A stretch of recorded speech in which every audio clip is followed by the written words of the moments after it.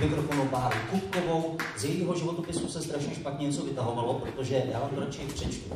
University of Lapland, Finland, to znamená, studuje ve Finsku momentálně, je tak? Dobrý den. Ne, tam jsem studovala minulý rok. Minulý rok, 2013. Finnish System of Education, Psychological Wellbeing a tak dále. To jsou předměty, které jsem tam studovala. No, ale taky má Univerzitu Palackého v Olomouci a zaspívá nám písničku od Marušky Rotrové. To mám tak ráda. Prosím, Bára Kupková. Připraví se Pavel Špilka.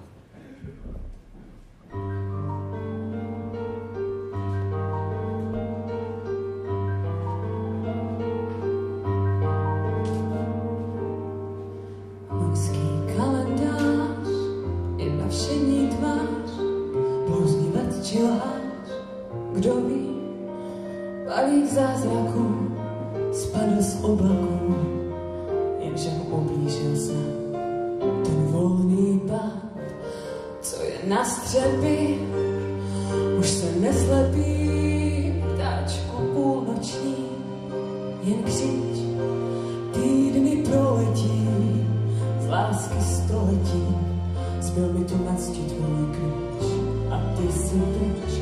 To mám tak ráda, to tedy mám moc ráda.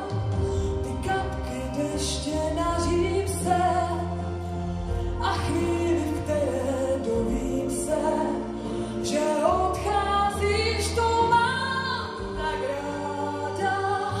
To tedy mám moc ráda, to okno slzy ronící.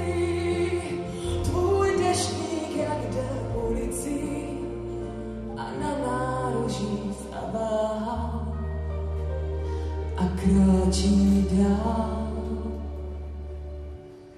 Mlha za tebou, mlha před tebou, ještě ty z mých snů se ztrať. To si celý ty, jako vyšitý, zbyl mi tu na zdi tvůj klíč a ty si klíč.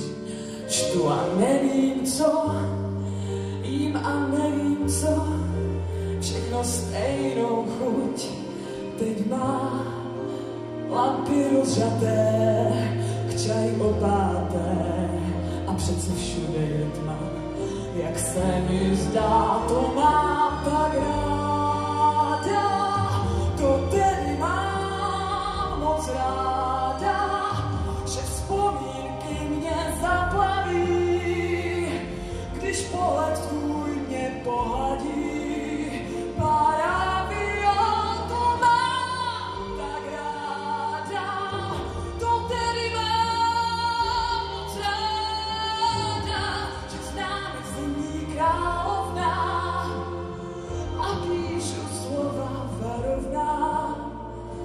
Že země číší už jen chlad, když to chceš znát.